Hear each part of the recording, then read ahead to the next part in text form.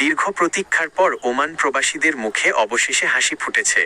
2023 সাল থেকে বন্ধ থাকার পর ওমান সরকার বাংলাদেশিদের জন্য কাজের ভিসা, ওয়ার্ক ভিসা পুনরায় চালু করার চূড়ান্ত প্রক্রিয়া শুরু করেছে, যা লাখ লাখ রেমিট্যান্স যোদ্ধা এবং নতুন চাকরি প্রার্থীদের জন্য এক বিশাল স্বস্তির খবর।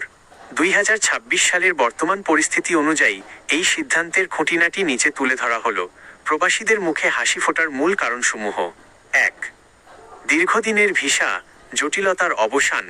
2023 সালের অক্টোবর থেকে বাংলাদেশিদের জন্য সব ধরনের নতুন ভিসা বন্ধ রেখেছিল ওমান সরকার। লক্ষ্য ছিল ওমানে থাকা অবৈধ অভিবাসীদের বৈধ করা। সেই প্রক্রিয়া সফলভাবে সম্পন্ন হওয়ায় এখন নিয়মিতভাবে কাজের ভিসা চালুর দ্বার উন্মুক্ত হয়েছে। 2. সরকারি উচ্চ পর্যায়ের সফল বৈঠক। সম্প্রতি রিয়াদে অনুষ্ঠিত আন্তর্জাতিক শ্রম সম্মেলনে বাংলাদেশের প্রবাসী কল্যাণ ও বৈদেশিক কর্মসংস্থান উপদেষ্টা আসিফ নজরুল এবং ওমানের শ্রমমন্ত্রী মাহাদ বিন সাইদ বিন আলী বাওয়াইনের মধ্যে একটি বিশেষ বৈঠক অনুষ্ঠিত হয়। বৈঠকে ওমান প্রশাসন দ্রুততম সময়ের মধ্যে স্থগিতাদেশ তুলে নেওয়ার আনুষ্ঠানিক আশ্বাস দেয়। 3.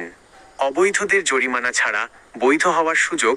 যারা এতদিন ওমানে আকামা বা বৈধ কাগজপত্র ছাড়া আইনি ঝুঁকিতে ছিলেন, ওমান সরকার তাদের কোনো জরিমানা ছাড়াই বৈধ হওয়ার বড় সুযোগ দিয়েছে।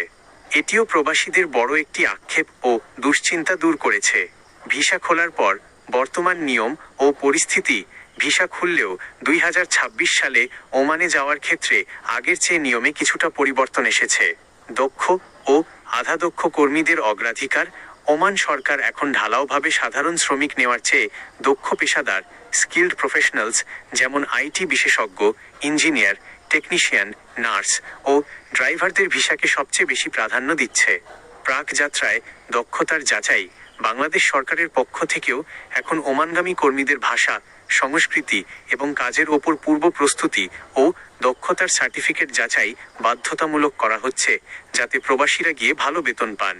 সচেতনতা বার্তা: ভিসা খোলার খবরে প্রবাসীদের মাঝে আনন্দের জোয়ার বইলেও একটি বিষয়ে অত্যন্ত সতর্ক থাকতে হবে। এই সুযোগে অসাধু দালাল চক্র ভুয়া ডিমান্ড লেটার দেখিয়ে টাকা হাতিয়ে নেওয়ার চেষ্টা করতে পারে। যে কোনো ভিসার লেনদেনের আগে অবশ্যই বিএমইটি, প্রবাসী কল্যাণ ও বৈদেশিক কর্মসংস্থান মন্ত্রণালয় থেকে এজেন্সির সত্যতা নিশ্চিত করে নেবেন।